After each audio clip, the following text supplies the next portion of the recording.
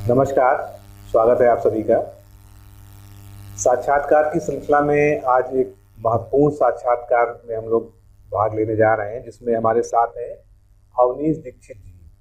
अवनीश दीक्षित जी सीतापुर के लहरपुर नामक स्थान पे इनका गांव है और पिताजी इनके जो है किसान हैं। एक लोअर मिडिल क्लास फैमिली है। आर्थिक संकट के बीच जो है इन्होंने कई सारी सफलताएं अभी हाल ही में अर्जित की हैं। उनमें जो है अभी जो रिसेंट सफलता इनकी है वो सब इंस्पेक्टर 2021 में इनका चयन हुआ है। और एक सबसे बड़ा जो इनका परिचय है वो ये है कि डिकोड एग्जाम के एक अभिन्न अंग हैं हमारे यहाँ, जो है कंटेंट राइटर की भूमिका में, और कई तरह से जो है इनकी भूमिका हमारे यहाँ पर है और हमारे बहुत अभिन्न सहयोगी के रूप में कार्यरत भी रहे और उसी के साथ में जो है लगातार मार्गदर्शन में और पढ़ाई भी करते रहे और इन्होंने जो है चयन प्राप्त किया। इसके पहले इनका junior assistant, lower PCS, NTPC, आरओ3 कई सारे सिलेक्शन इन्होंने लिए, लेकिन अभी तक जो है सभी में फाइनल नहीं हो पाया था। फिलहाल इनको एक अभी के लिए एक स्थायी जो है व्यवस्था मिल गई है, जिसको हम अस्थायी व्यवस्था कहेंगे। तो अवनीश जी, आपका बहुत बहुत स्वागत है और बहुत बहुत बधाई आपको इस पहली सफलता के लिए। बहुत बहुत धन्यवाद सर। और आप एक ग्रामीण परिवेश से आते हैं, गांव से जुड़े हुए हैं और आपके पिताजी किसान हैं, खेती बाड़ी पर ही जो है सब आपके यहाँ जो है चलता है। तो आपके लिए जीवन में ये जो पहला आपको ब्रेक थ्रू मिला है, पहली एक जो है, भले छोटी कहना गलत बात होती है क्योंकि हर सफलता के पीछे प्रयास वही होता है इंसान का, तो मैं इसको बड़ा ही जो है सफलता मानूंगा। तो इस सफलता का आपके जीवन में क्या मायने हैं?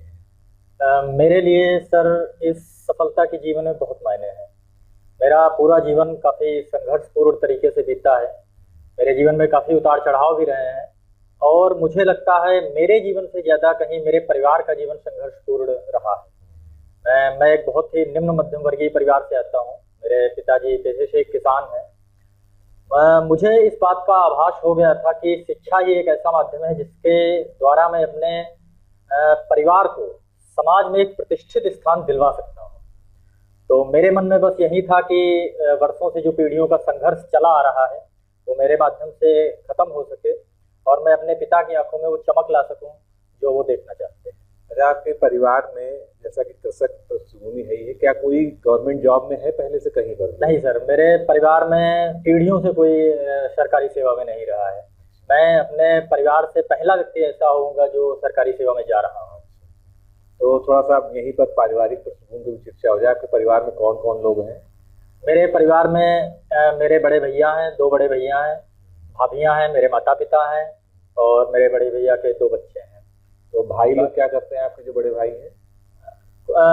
जो मुझसे बड़े भाई हैं वो उनका बिजनेस है छोटा सा किराना का, और जो मेरे सबसे बड़े भैया हैं वो ऐसे ही बाहर काम वाम करते हैं। अच्छा जी, मतलब बहुत बड़ा उनका योगदान अभी आर्थिक रूप से नहीं है। जी जी जी सर। ठीक है, ये तो बहुत ही अच्छी बात है कि आपने जो है पूरे इस माहौल को बदलने का प्रयास किया जो है।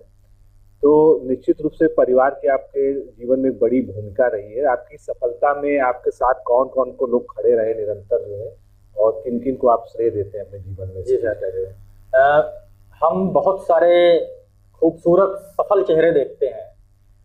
मुझे लगता है उसके पीछे मेरी निजी मेहनत और पुरुषार्थ के अलावा बैकग्राउंड में भी बहुत सारे लोग होते हैं जो निश्चित रूप से मेरे लिए काम कर रहे होते हैं। तो मेरे बहुत से मित्रों का सहयोग रहा, आपका सहयोग रहा सर, निश्चित रूप से, जिसके चलते संभव हो सका। मैं धन्यवाद, मेरे बड़े भैया विमल किशोर दीक्षित जी का बहुत सहयोग रहा, वो हर समय मेरे साथ खड़े रहे। मैं धन्यवाद देना चाहूँगा अपने सभी शिक्षकों को जिन्होंने मेरा व्यक्तित्व संवारा, अपने सभी प्रशिक्षकों को जिन्होंने मेरा मार्गदर्शन किया, अपने सभी सहभागियों को जिनसे मुझे प्रेरणा मिली, और अंत में अपने परिवार को जो हर कठिनाई में मेरे साथ रहा और मेरा मनोबल बढ़ाया।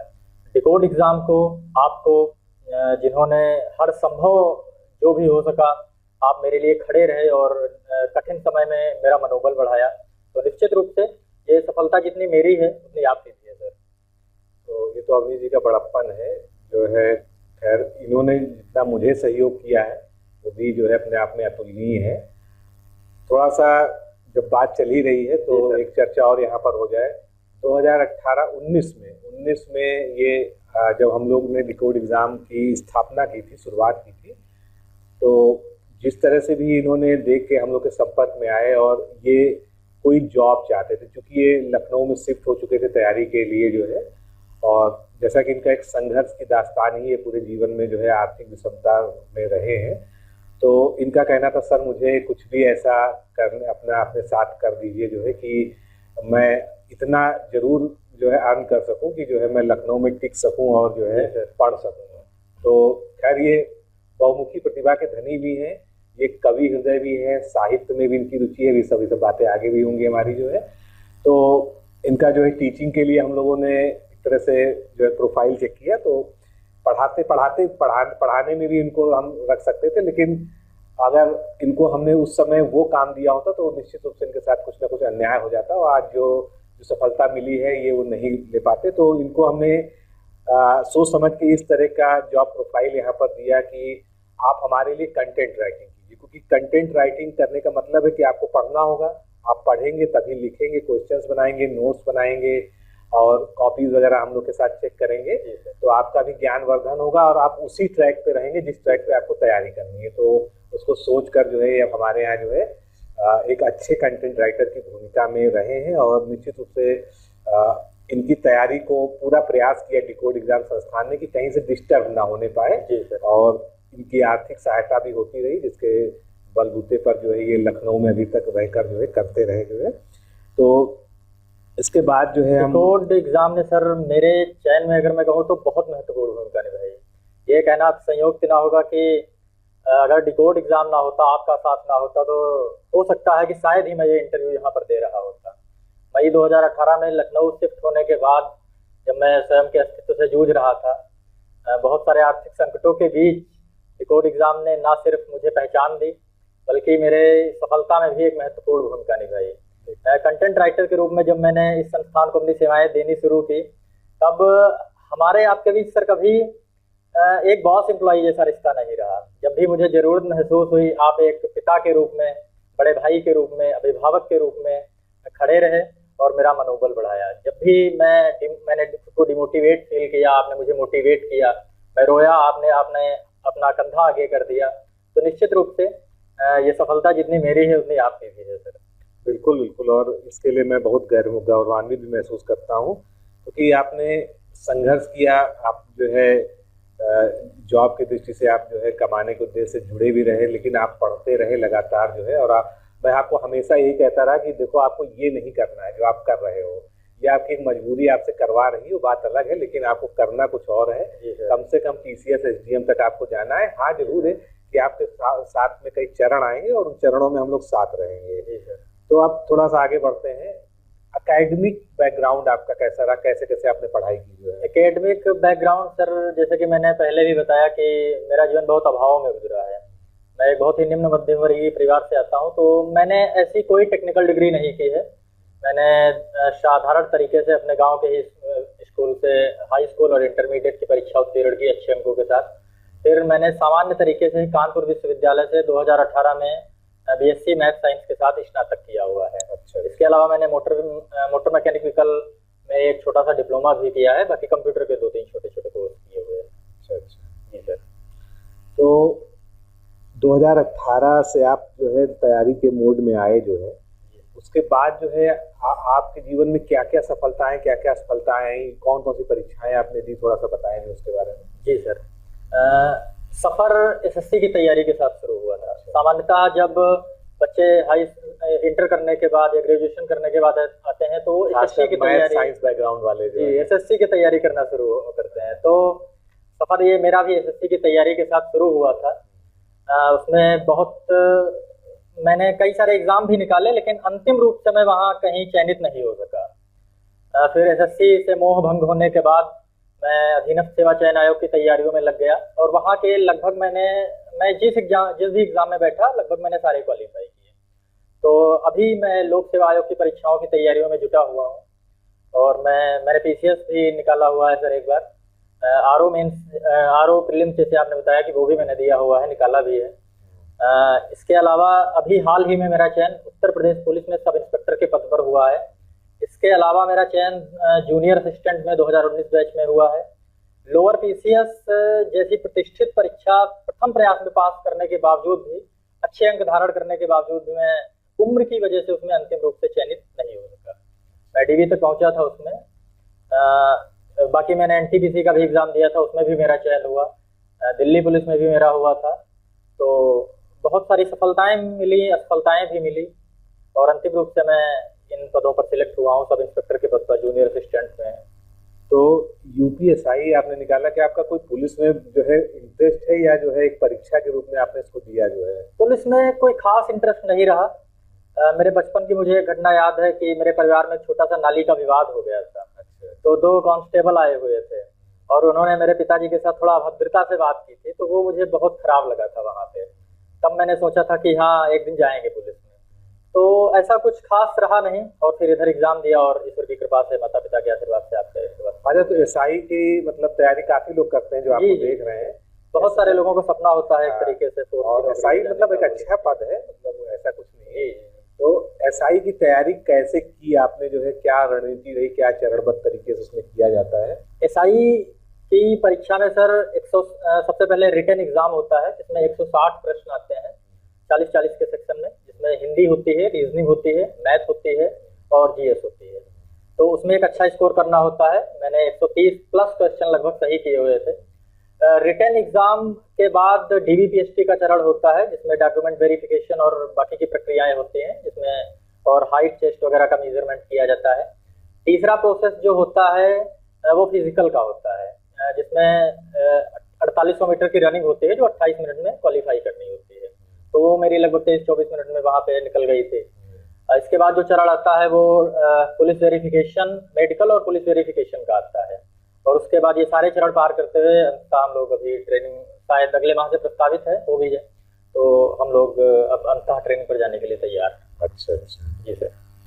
तो तैयारी के जैसे आप बात कर रहे हैं, तो इसमें सामान्य अध्ययन, हिंदी, मैथ्स, रीजनिंग, ये तो सब कुछ आता है? जी सर। तो सामान्य अध्ययन कैसे तैयार किया आपने, जो है क्या क्या आप उसके लिए पढ़ते थे जो है? जी सर, जैसे कि मैंने पहले भी बताया कि मेरा ऐसा कोई वो नहीं था। मैं शुरुआत से ही मैं पीसीएस की तैयारियों में लगा हुआ था, राज्य लोक सेवा आयोग की परीक्षाओं में बैठ रहा था लगातार।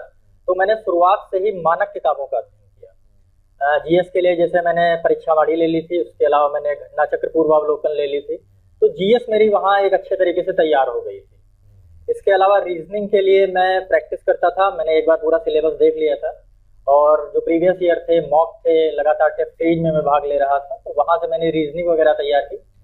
चूंकि मैथ बैकग्राउंड से आता हूं, तो मैथ बैकग्राउंड से थोड़ा बेनिफिट ये मिलता है कि कंपटीशन की मैथ जो होती है वो थोड़ा आसान हो जाती है समझने के लिए। तो मैथ के लिए मैंने शुरुआत में एस डी यादव की बुक ले ली थी, वो मैंने लगभग 10-12 बार लगाई हुई है। इसके अलावा आर एस अग्रवाल और राकेश यादव की जो आती है मोटी थी, वो भी मैंने लगाई हुई है। और हिंदी तो मैंने खैर, हिंदी और जीएस तो डिकोड के साथ ही मैंने रह के बहुत अच्छे से तैयारी कर ली थी। हिंदी के लिए भी आदित्य पब्लिकेशन की बुक आती है, हरदेव बहारी जी की आती है, पीएन पांडे वगैरह जी की आती है, तो वो मैंने सारी पढ़ी थी। अच्छा, आपने आरओ भी निकाला, हमारे मेंस बैच में भी थे जो है आपने? जी सर। तो समीक्षा अधिकारी के लिए जो है आप तो हमारे साथ ही तैयारी कर रहे थे, आप लिख भी रहे थे खैर साथ में जो है, तो इसमें कोई बहुत बड़ी बात नहीं है कहना जो है। क्या क्या ऐसा लगता है कि आपका इस बार जो है, जो आप सफल नहीं हो पाए मेंस में, उसके लिए क्या इस बार मेंस में मैं इसलिए सर सफल नहीं हो पाया क्योंकि भटकाव ज्यादा हो गया था। अच्छा, कई परीक्षाओं में उलझ गए? जी, ये थोड़ा चक्कर रहा, भटकाव हो गया था, स्थायित्व तो नहीं रहा कि एक परीक्षा में फोकस कर सकता। तो मुझे लगता है कि यारों में आपका प्रोफाइल जो है ना बहुत डाइवर्स है। आप रेलवे में भी लगे रहे, यूपीटीपीएससी के एग्जाम में भी लगे रहे, एसआई में आपका हुआ। जी, शुरुआत से मेरा मन तो पीसीएस वगैरह की तैयारी करने का ही था, लेकिन घर की परिस्थितियां ऐसी नहीं थी कि मैं बड़े संस्थानों की कोचिंग फीस वहन कर सकता या बाहर रुक के बहुत अच्छे से तैयारी कर सकता। तो मुझे ये लगता था कि कहीं बार एक छोटा वनडे एग्जाम निकाल ले, अपनी बैठने की तैयारी हो जाए ठीक ठाक, एक स्थायित्व आ जाए जीवन में, उसके बाद अपनी इच्छित नौकरी की तैयारी करेंगे और उसे अपने लक्ष्य को प्राप्त करेंगे। तो इस बार आरओ देना है ना जो आने वाला है? जी सर, इस बार आरओ देना है और पीसीएस वगैरह की भी तैयारियों में लगे। बहुत अच्छी बात है। तो भविष्य की प्लानिंग आपकी बनी रहे और आप इसी निष्ठा और लगन से लगे रहेंगे तो निश्चित रूप से आपका होना ही होना है। थोड़ा सा आपका साहित्य लेखन और जी सर। काव्य में बहुत इंटरेस्ट है, मैं व्यक्तिगत रूप से भी जानता हूँ जो है। जी सर। क्योंकि जब आप पहली बार हमारे यहाँ स्क्रीनिंग देने आए थे तो आपने हिंदी की क्लास ही जो है जी जी सर। और उसमें भी आपने अपनी काव्य की क्षमता को दिखाया था। तो 2018 में आपको जो है साहित्य भूषण पुरस्कार से भी सम्मानित किया जा चुका है। थोड़ा सा बताएं इसके बारे में, क्या पुरस्कार था और कैसे आप लेखन के क्षेत्र में और इसमें इंटरेस्ट कहाँ से जगा? जी सर। जी सर। साहित्य लेखन की परंपरा की शुरुआत बचपन से हुई थी सर। मैं शुरुआत से ही मुझे साहित्य पढ़ने का और जो बड़े कवि हैं, कुमार विश्वास जी हैं, सुनील जोगी जी हैं, उन लोगों को सुनने का मुझे बहुत शौक था। साहित्य पढ़ने की भी मुझे बहुत बहुत ज़्यादा इंटरेस्ट था मुझे साहित्य पढ़ने में। तो साहित्य लेखन, इसके पीछे भी एक काफ़ी इंटरेस्टिंग स्टोरी है। मुझे साहित्य पढ़ने का बहुत ज़्यादा शौक था। मैं एक बार अपने पड़ोस के घर में गया तो वहाँ पे एक बहुत अच्छी पुस्तक कोई साहित्य की रखी हुई थी। वो मैंने उठाई और मैं पढ़ने लगा। कोई एक कविता थी, उसमें मुझे याद नहीं आ रहा है, तो वो मैंने पढ़ी। उसमें मुक्तक लिखे हुए थे, तो वो मैंने कविता पढ़ी और मुझे वो बहुत अच्छी लगी। चूँकि मेरा ये रहा है कि अगर कोई मुझे बहुत अच्छी बुक लग जाती है, कि मुझे लग रहा है कि बहुत अच्छी बुक है, मैं उसे पढ़ने में इंटरेस्ट मेरा आता है, तो जब तक मैं उसको पूरी तरह से खत्म नहीं कर लेता हूँ, पढ़ नहीं लेता हूँ, तब तक एक अंदर से खलबली सी मची रहती है। तो जिनके यहाँ मैं था उनसे मैंने वो पुस्तक मांगी। मैंने कहा कि ये मुझे पढ़ने के लिए दे दीजिए, मैं आपको 1-2 दिन में वापस कर दूंगा पढ़ने के बाद। उन्होंने वो मुझे पुस्तक नहीं दी और छीन के रख ली। मैं रोता हुआ, छोटा ही था घर, रोता हुआ चला आया। लेकिन जो मैंने वहाँ पे कविता पढ़ी थी वो मेरे दिमाग में बार बार आ रही थी और मैं सोच रहा था कि आगे क्या होगा, आगे क्या होगा। फिर मैंने अपने आप से उसमें 4 लाइनें जोड़ी, फिर लोगों को दिखाया, बड़े लोगों को, तो उन्होंने कहा अरे ये तो कविता बन गई, तुकबंदी हो गई एक तरीके से। फिर मैं अखबार वगैरह के लिए लिखने लगा। मेरे लेख दैनिक जागरण, अमर उजाला, हिंदुस्तान, देश के बड़े पत्र पत्रिकाओं में प्रकाशित होने लगे और जब अपना नाम अखबारों में देखते थे तब बड़ा अच्छा लगता था। तो वहीं से लेखन की शुरुआत हुई। आपको मैंने 1-2 वीडियो देखे आपके सोशल मीडिया प्रोफाइल पे, आप मंच वगैरह से और टीवी चैनल्स पे भी आपने कुछ कार्यक्रम किए हैं। जी सर। जी सर। मंचीय परंपरा की शुरुआत वहीं से हुई थी। शुरुआत में नया नया लिखने का शौक था, तो मंच करने भी जाते थे, मैंने कई मंच भी किए हैं। फिर इधर जब से, हाँ, टीवी चैनल्स पर भी मैंने कार्यक्रम किए हैं, आकाशवाणी पर भी मेरा कार्यक्रम हुआ है। फिर जब से इधर प्रतियोगी परीक्षाओं की तैयारियों में मैं आ गया, तब से वो सब पीछे छूट गया। तो पढ़ाई लिखाई तो अपनी जगह है, ये इंटरेस्ट भी बहुत अच्छा है और आपकी ये समीक्षा अधिकारी की परीक्षा में भी बहुत आपको मदद करेगा। जी सर। क्योंकि जब आप निबंध लिखेंगे, वैसे आप निबंध बहुत बेहतर लिखते हैं, मुझे पता है, बेहतरीन निबंध लिखते हैं। जी। तो ई बुक जो सर प्रकाशित होती है, आती है, तो उसके लिए भी मैंने निबंध वगैरह लिखे हैं। कई निबंध लिखे हैं आपने हमारे यहाँ, तो निबंध आपका अच्छा है और निश्चित रूप से साहित्य में इंटरेस्ट होने की वजह से ही अच्छा है ये। तो थोड़ा सा जो है पढ़ाई के रूटीन के बारे में हम लोग बात करेंगे, क्योंकि मान लीजिए हम एसआई की पर बात नहीं करते हैं, आप तो एक समग्र तैयारी करते थे, कई परीक्षाओं को लेकर चल रहे थे, तो आपका क्या रूटीन रहता है, कैसे आप पढ़ते हैं, कितना समय किसको देते हैं और टोटल दिन भर में कितना पढ़ लेते थे, क्या था जो टोटल? सर, जैसे मैं बहुत सारे कैंडिडेट को देखता हूँ तो वो ये करते हैं कि कभी जैसे 8 घंटे पढ़ लिया, कभी 10 घंटे पढ़ लिया, किसी दिन बिल्कुल नहीं पढ़ा, किसी दिन 2 घंटे पढ़ लिया। तो ये बहुत गलत चीज़ है। पढ़ाई में निरंतरता बहुत जरूरी है और मुझे लगता है कि आज के दौर में भटकाव बहुत ज्यादा है। जैसे कि हम पढ़ाई कर रहे हैं, हमारा फोन रखा हुआ है, व्हाट्सएप का या फेसबुक का नोटिफिकेशन आया, हम तुरंत देखने चले गए, वहां पे हमारा आधा घंटा 1 घंटा कब निकल गया हमें पता ही नहीं चलता। मैं भी यही सलाह देता हूँ कि इन सबसे दूर रहना चाहिए, खासकर पढ़ते समय। बाकी मनोरंजन का जब आपका मूड फ्रेश करना हो तो उसको खोल लीजिए, देखिए जो जी। तो मैंने पहली चीज तो ये की थी, जब मैं किसी एग्जाम के लिए अच्छे से लगता था और मुझे लगता था कि ये एग्जाम मुझे क्वालिफाई करना ही है, चाहे जैसी परिस्थितियां हो, तो पहली चीज तो ये, मैं अपने सारे सोशल मीडिया अकाउंट डीएक्टिवेट कर देता था। और हो सकता है कुछ लोगों को इसमें मदद मिले। मैं स्टॉप वॉच रखता था कि मुझे आज 15 घंटे पढ़ना है तो पढ़ना है कैसे भी करके। हालांकि बहुत सारे लोग इसमें ये तर्क देते हैं कि क्वालिटी और क्वांटिटी का फर्क आ जाता है, कि पढ़ाई में क्वालिटी बहुत जरूरी है, क्वांटिटी नहीं। तो ये चीज भी हमारे ऊपर डिपेंड करती है कि हम चीजों को कैसे देखते हैं। हम अगर 15 घंटे में भी क्वालिटी वाली पढ़ाई कर ले रहे हैं तो हमारे लिए बहुत अच्छी बात है। इससे कम से कम ये तो रहेगा कि यार पढ़ाई में हमारी निरंतरता जारी है। कभी कभी हमें लगता है कि हमने 10 घंटे पढ़ाई कर ली है, लेकिन क्वालिटी टाइम देखा जाए तो उसमें 2 घंटे का ही आ रहा है। या जैसे पढ़ाई कर रहे हैं, इंस्टा पे चले गए, रील्स देखने लगे, रील्स देखते देखते कब 1 घंटा आधा घंटा निकल गया आपको पता भी नहीं चलता। तो भटकाव नहीं होना चाहिए किसी भी चीज के लिए, निरंतरता बहुत जरूरी है। दूसरी चीज, हमेशा मैं बहुत सारे कैंडिडेट को देखता हूँ तो वो ये भी करते हैं कि जैसे उनका कोई एग्जाम लगा हुआ है तो वो मार्केट से उसी एग्जाम के लिए एक आध ऐसे ही वन लाइनर टाइप की बुक ले आएंगे और उससे हाँ, जैसे मान लीजिए तो कोई एक परीक्षा आ गई, उस नाम से एक बुक हाँ पब्लिश हो जाती है, हाँ सैकड़ों किताबें आ जाती हैं। तो हाँ, तो ये गलत चीज है मेरे हिसाब से।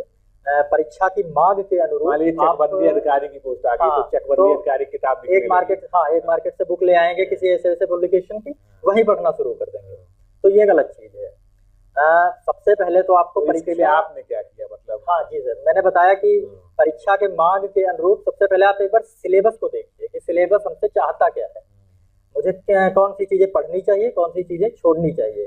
कभी कभी ये भी होता है, मैं भी शुरुआत में ये करता था कि हमें पता ही नहीं चलता कि हमें पढ़ना क्या है और छोड़ना क्या है, तो ये चीज बहुत जरूरी है कंपटीशन की तैयारी में। तो सबसे पहले आप मानक पुस्तकों से पढ़िए, अगर जैसे जीएस है तो जीएस के लिए आप मानक पुस्तकें उठाइए, उन्हें पढ़िए, क्वेश्चन सॉल्व कीजिए, अपने प्रॉपर नोट्स बनाइए। नोट्स ऐसे होने चाहिए शॉर्ट में, संक्षिप्त में, कि अगर आपके पास 2 दिन का भी समय मिल रहा है तो उन्हें हम फटाफट रिवीजन कर सकें, तो ये चीज बहुत जरूरी होती है। क्योंकि आजकल जो है बुक्स इतनी अच्छी मिल जाती हैं कि आपको बहुत ज्यादा नोट्स पे भटकने की जरूरत नहीं है, शॉर्ट नोट्स बनाइए, शॉर्ट नोट्स बनाइए, केवल उसका पर्पज और उसका मोटिव जो है रिवीजन ही होना चाहिए। अच्छा, रिवीजन की चर्चा चल रही है, तो आप कितना रिवाइज करते थे और कितना पढ़ते थे, उसका क्या रेशियो रखा होगा आपने? हाँ, रिवीजन बहुत जरूरी है। पता चला हम पढ़ते बहुत कुछ जा रहे हैं और हमने रिवीजन नहीं किया तो पीछे का जो हमने पढ़ रखा है वो भी सब छूटता जा रहा है, तो पढ़ाई में रिवीजन बहुत जरूरी है। तो मैं जो एक शेड्यूल बनाता था पढ़ने का, उसमें मैं सबसे पहले तो जितना पूरे दिन का पढ़ा हुआ है मैंने, वो मैं रात के रिवीजन करने के लिए 1 घंटे या 2 घंटे फिक्स कर लेता था। उसके अलावा जो मैंने पूरे हफ्ते पढ़ा हुआ है उसके लिए मैं 1 दिन पूरा निकाल लेता था कि ये रिवीजन ही करना है इसके। तो रिवीजन तो बहुत जरूरी है और डेली का डेली करते रहेंगे तो बहुत अच्छी चीज है। कभी कभी क्या होता है, और एक चीज कि किसी भी चीज के लिए आप 10, 20, 50 सोर्स मत इकट्ठे कीजिए, एक पुस्तक का 10 बार पढ़ना आवश्यक है, ना कि 10 पुस्तकों का एक। तो ये चीज भी बहुत इम्पोर्टेंट। लिमिटेड रिसोर्सेज और जो है मल्टीपल रिवीजन, यही सब जितने भी लोगों से आप बात करेंगे जो सफल है या सफल नहीं भी हैं, लेकिन अगर वो लयबद्ध तैयारी कर रहे हैं तो उनका जो है तरीका यही होता है। जी सर। तो आप जो है सीतापुर में हैं और आप लखनऊ आए, तो क्या मतलब ये जरूरी है कि बड़े शहर में आके ही तैयारी की जाती है या आप वहां भी कर सकते थे? अब तो ऑनलाइन माध्यम इतना जो है सशक्त हो गया है। मैं जब आया था तब ऐसा कोई बहुत इंटरनेट की क्रांति एक तरीके से नहीं आई थी, ये तो इधर आई है 2-3 साल में। तो मुझे लगता है कोई जरूरी नहीं है कि बड़े शहर में रहकर ही आप तैयारी करें, आपके घर पर अच्छा वातावरण है, अच्छा माहौल मिल रहा है, अच्छी संगत मिल रही है, तो वहां भी रह के तैयारी की जा सकती है। अब तो खैर शिक्षा इतनी सरल, सुलभ और आसान हो गई है कि हम 200 रुपये में बैच लेकर किसी देश के बड़े बड़े टीचर्स का बैच लेकर अच्छे से तैयारी कर सकते हैं।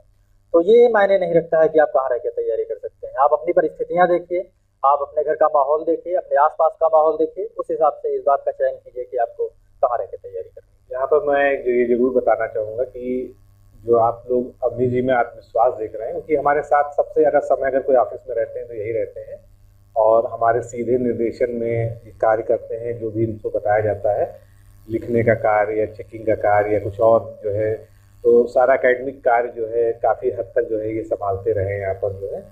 तो इनमें वो प्रतिभा है, निश्चित रूप से जो है मैं तो पूरी तरह से आसान्वित हूँ इनको लेके कि आगे जो है कम से कम एसडीएम तक निश्चित रूप से जाएंगे। और इनकी एज भी बहुत ज़्यादा नहीं है और सही समय पे इनको एक ऐसा ब्रेक मिल गया है जिसने इनको एक फाइनेंशियली स्टेबल यहाँ पर कर दिया है।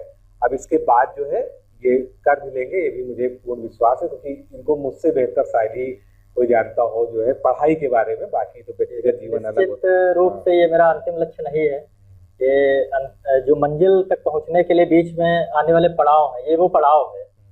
तो अंतिम लक्ष्य कुछ ही और ही है और उसके लिए मैं प्रतिबद्ध भी हूँ और समर्पित भी हूँ पूरा करने के लिए।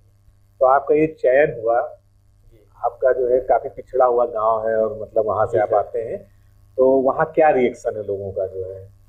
रिएक्शन सर बहुत अच्छा है, बहुत जब जाते हैं तो बहुत सम्मान की दृष्टि से देखा जाता है। वरना तो खैर जब मैं तैयारी करने आया था तब लोग पीठ पीछे बहुत सी बातें भी करते थे कि लखनऊ में घूम रहे होंगे, पैसा बर्बाद कर रहे होंगे, ये सारी चीजें। लेकिन इस चीज से भी सीख मिलेगी कि जब आप तैयारी के दौर में होते हैं, कुछ कर रहे होते हैं, तो पीठ पीछे आपके कहने वाले बहुत सारे लोग बिल्कुल कहते हैं लोग जो है, लेकिन आपको शांत रहना है, आपको अपनी सफलता से उन्हें जवाब देना एक्चुअल में ना कुछ लोग ऐसे उदाहरण बनते हैं जो वास्तव में तैयारी के नाम पे निकलते हैं जी सर, और तैयारी ना करके कहीं और संलिप्त हो जाते हैं, तो जी उनकी सर। वजह से एक पूरी छात्र हाँ। कम्युनिटी के साथ एक हाँ। जो पूर्वाग्रह का भाव बन जाता है, लेकिन ऐसा जरूरी नहीं है। जो ईमानदारी से मेहनत कर रहा है, तैयारी कर रहा है, निश्चित रूप से उसको सफलता मिलेगी जो है, और इसमें कोई डाउट नहीं है। तो समीक्षा अधिकारी में आप जो है हमारे साथ जो है हमारे एक बैच में एक्टिवली जुड़े हुए रहे, तैयारी भी करते रहे, और अब जो है आगे आपका क्या प्लानिंग है, कौन कौन सी परीक्षा टारगेट करने जा रहे हैं, उसके लिए क्या रणनीति आप अपना रहे हैं? आगे अभी तो सर मेरी अगले माह से ट्रेनिंग प्रस्तावित है, तो मुझे ट्रेनिंग पर जाना पड़ेगा। फिर मैं वहाँ अभी तो खैर अभी के लिए मैं पढ़ाई भी कर रहा हूँ, और प्रॉपर मैंने एक रणनीति भी तैयार कर रखी है। और मुझे लगता है जैसे पुलिस की जो जॉब होती है वो एक काफी एक तरीके से बहुत प्रेशर वाली मानी जाती है। होती भी है। हाँ, होती भी है। तो मुझे एक चीज ये भी लगता है कि हमारी इच्छा शक्ति पर निर्भर करता है। हमारी इच्छा शक्ति हो तो हम एवरेस्ट भी फतह कर सकते हैं। मेरे बहुत अच्छे मित्र जो वर्तमान में एसआई उनकी जॉब प्रोफाइल है, वर्क कर रहे हैं, उस पर काम कर रहे हैं, और उन्होंने उसमें रह के भी अपने पद का ईमानदारी से निर्वहन करते हुए भी जिम्मेदारी के साथ लोअर की टॉप पोस्ट ली है। मेरे एक मित्र समीक्षा अधिकारी बने हैं। तो इच्छा शक्ति पर निर्भर करता है, और मैं उसके लिए प्रतिबद्ध भी हूँ, समर्पित हूँ, करूंगा। तो अभी तो खैर ट्रेनिंग प्रस्तावित है, उसके बाद फिर वहाँ देखते हैं जिस हिसाब से समय मिलेगा या जहाँ पे मेरी पोस्टिंग होगी, तो आप फिर मैं मैनेज करने की कोशिश करूंगा। तो काफी सारी बातें आपसे हो गई अवनीश जी। जो है थोड़ा सा मैं चाहूंगा कि आप कवि हृदय भी हैं, थोड़ा सा आपका उद्गार भी यहाँ पर होना चाहिए। तो जाने से पहले 4-6 पंक्तियां अगर आप कुछ कह सके जो है और लोगों के लिए, तो बिल्कुल आप जो है इनको सुनाएं। और बाकी कभी आपको अलग से मंच दिया जाएगा डिकोड एग्जाम का, जो आपका कविता पाठ भी हम करवाते हैं जो है। तो हाँ, मतलब कुछ ऐसा बताइए जो प्रेरणादायी भी हो और आपकी काव्य जो क्षमता है वो भी जो है लोगों को दिख जाए। चलिए शुरुआत करते हैं। जो हमारे भाई बहन इस वीडियो को देख रहे हैं और प्रतियोगी परीक्षाओं की तैयारियां कर रहे हैं, मैं उनके लिए इस कविता के माध्यम से संदेश देना चाहूंगा कि निराशा की कोठरी को पार कर ले, फिर तुझे सूरज वहीं अरुणिम दिखेगा। निराशा की कोठरी को पार कर ले, फिर तुझे सूरज वहीं अरुणिम दिखेगा। एक अमावस रात से घबरा गया। बहुत सारे लोग होते हैं, उन्हें सफलता मिलती है तो वो टूट जाते हैं, लेकिन ये बात आपको हमेशा याद रखनी है कि विपरीत परिस्थितियों में कुछ लोग टूट जाते हैं तो कुछ लोग रिकॉर्ड तोड़ देते हैं। आप हमेशा ये सोचिए कि मैं रिकॉर्ड तोड़ने के लिए बना हूँ, मैं टूटने के लिए नहीं बना हूँ। तो एक अमावस रात से घबरा गया है, दोपहर रुक जा सवेरा आ रहा है। वाह वाह। रात चाहे जितनी गहरी हो, चाहे जितनी लंबी हो, सूरज का आना तय है। एक अमावस रात से घबरा गया है, दोपहर रुक जा सवेरा आ रहा है। फिर दिशाएं नहाएंगी रोशनी में, दुख कटेंगे उषा की संजीवनी में। मुस्कुराहट का जरा व्यापार कर ले, मुस्कुराहट का जरा व्यापार कर ले, फिर तुझे सूरज वहीं अरुणिम दिखेगा। निराशा की कोठरी को पार कर ले, फिर तुझे सूरज वहीं अरुणिम। बहुत अच्छा। और मैं सभी जो देख रहे हैं उनकी तरफ से अकेले ही ताली बजा देता हूँ। जो है आपकी लेखन क्षमता, आपके अंदर जो जज्बा है अभी लड़ने का, और जो कॉन्फिडेंस, निश्चित रूप से आपने इनको सुन ही रहे हैं, तो इनके अंदर एक अलग तरह का कॉन्फिडेंस है, और यही इनको और लोगों से अलग करता है। जब इनकी हमारी पहली मुलाकात हुई थी और तब से आज तक मैं 3-4 साल से इनको लगातार देखता ही हूँ, साथ रहता ही हूँ जो है, तो काफ़ी जो है परिवर्तन आया। लेकिन एक चीज़ नहीं बदली है, जो इनका कॉन्फिडेंस है। ये जब असफल थे, कुछ नहीं थे, तब भी इन पे यही कॉन्फिडेंस था और आज भी है, और आज इसको वो उत्साह और ऊर्जा दुगुनी हो गई है।